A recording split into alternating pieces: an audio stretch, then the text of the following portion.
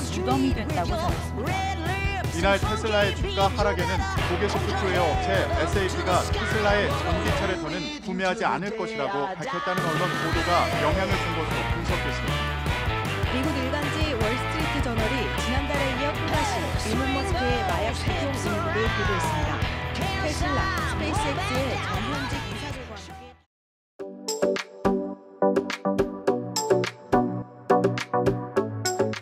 안녕하세요. 파이어족 스테이션 운영자 랍샬입니다. 이번 영상의 주제는 2024년 테슬라 결산 조정장의 기록들입니다. 테슬라는 최근 공식 유튜브 영상을 통해 2024년의 성과를 공개했습니다.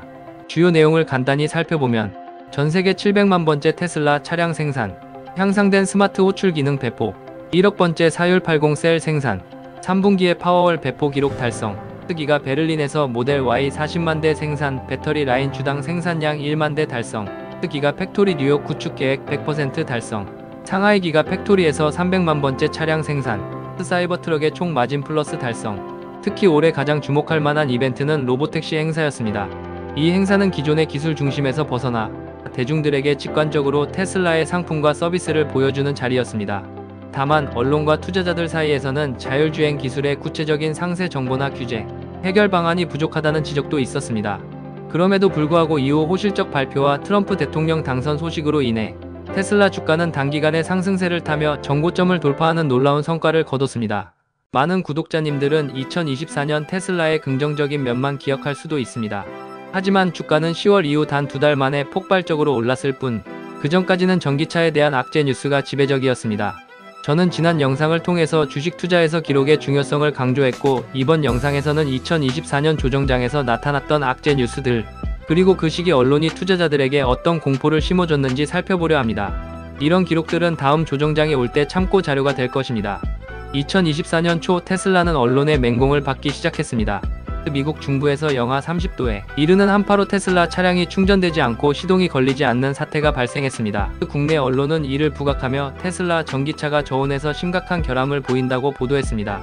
그러나 원문 기사들을 살펴보면 한파로 테슬라 차주들이 충전에 어려움을 겪은 사례와 함께 집 차고에서 충전한 차주는 문제가 없었다는 점도 보도되었습니다. 실제로 테슬라는 한파 대비 가이드를 미리 제공하고 있었는데요.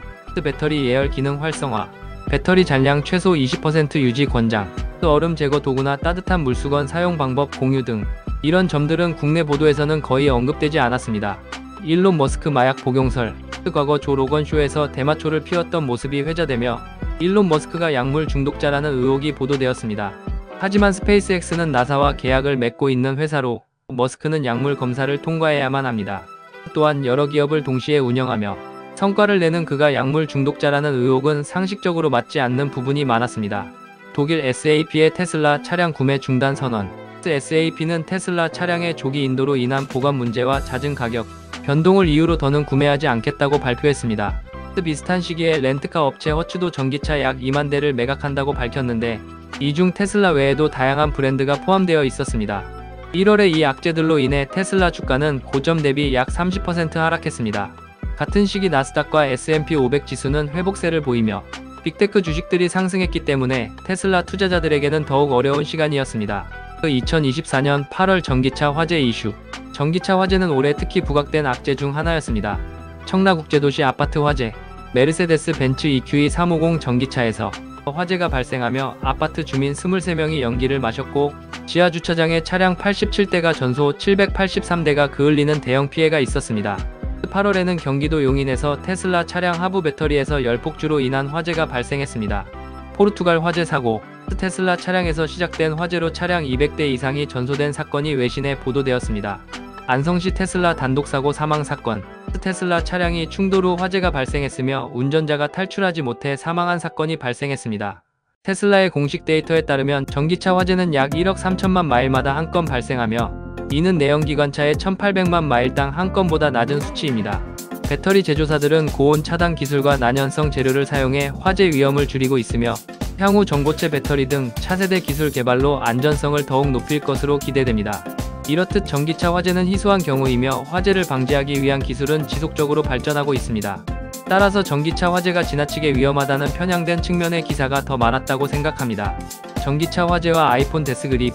그럼 이런 새로운 기술의 안정성 문제가 이번이 처음일까요? 역사적으로 유사한 사건들은 여러 번 있었습니다. 그중 제가 생생히 기억하는 대표적인 사례는 2011년 아이폰 4 데스그립 사건입니다. 그 당시 언론은 매일같이 애플이 망할 것처럼 보도했습니다. 데스그립이란 아이폰 4가 최초로 메탈 소재의 안테나를 적용하면서 특정 부위를 잡으면 안테나 감도가 떨어지는 현상을 말합니다. 이는 사용자들이 전화통화 품질 저하를 경험하며 큰 논란으로 번졌습니다. 하지만 결과는 어떻게 되었을까요?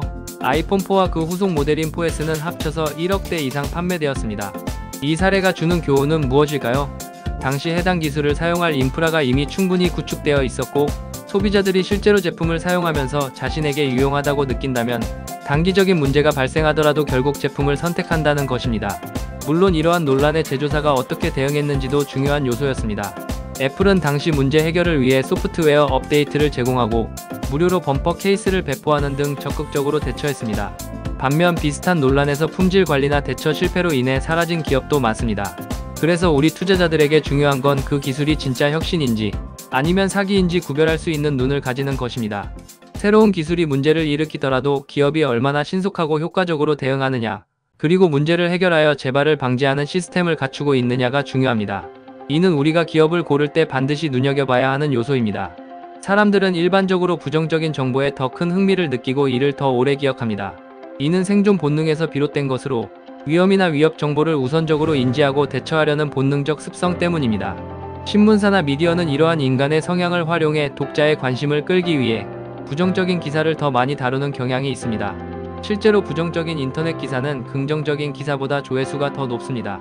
한 연구에 따르면 트위터에서 126만 개의 트윗을 분석한 결과 부정적인 감정을 담은 트윗이 긍정적인 트윗보다 70% 더 많이 리트윗되었다고 합니다. 심리학적 관점에서 사람들이 불안감이나 두려움을 느끼는 상황에서는 이를 피하기 위해 더 많은 정보를 찾는 경향이 있다고도 합니다. 결국 이러한 이유로 부정적인 뉴스는 빠르게 확산되며 소비자와 투자자에게 더 큰 영향을 미칠 수 있습니다. 하지만 이를 이해하고 부정적인 기사의 이면을 분석하는 것은 우리의 투자 전략을 세우는 데 큰 도움이 됩니다. 지금 유튜브에서 테슬라를 검색해 보시면 온통 긍정적인 뉴스만 쏟아지고 있습니다. 하지만 모두가 긍정적인 뉴스만을 이야기할 때 오히려 테슬라 투자자는 또 한 번 마음의 준비를 해야 할 시점이 아닌가 생각합니다. 물론 지금 당장 테슬라 주식을 모두 매도하고 다시 저점에서 매수하라는 이야기를 하는 것은 아닙니다. 하지만 과거 조정장을 복귀해 봄으로써 언제 올지 모를 다음 조정장이나 폭락장 혹은 하향 추세의 시즌을 대비해야 한다는 점을 말씀드리고 싶습니다.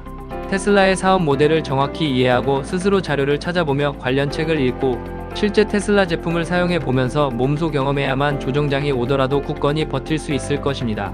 앞으로도 테슬라에 대한 악재 뉴스는 끊임없이 등장할 것이며 그 패턴은 새로운 것이 아니라 반복되는 경우가 많을 것입니다. 그래서 이번 주말에는 구독자 여러분도 과거의 테슬라 관련 기사를 정리해보며 스스로 투자 전략을 점검해보는 시간을 가져보시길 권합니다. 오늘도 영상을 끝까지 시청해주셔서 감사드리며 다음 영상에서 다시 찾아뵙겠습니다. 감사합니다. 이번 영상은 여기까지입니다. 이번 영상이 마음에 드셨다면 구독, 좋아요, 알림 설정 부탁드리겠습니다. 구독과 좋아요는 다음 영상 제작에 큰 힘이 됩니다. 좋은 하루 되세요.